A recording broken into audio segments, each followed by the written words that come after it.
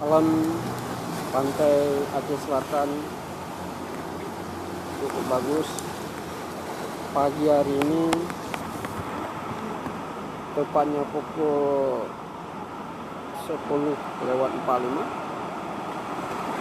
saya berada di pantai Aceh Selatan, tepatnya di Sawang.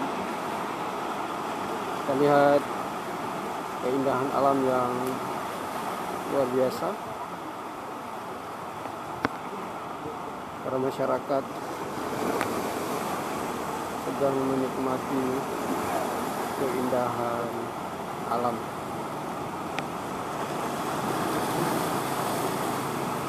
Dari pelataran bukit, saya mencoba melaporkan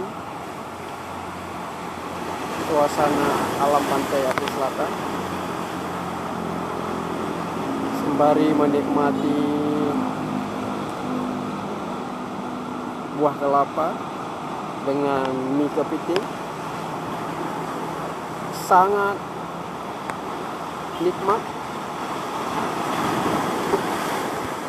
Gemuruh ombak yang membuat suasana kita menjadi refresh kembali.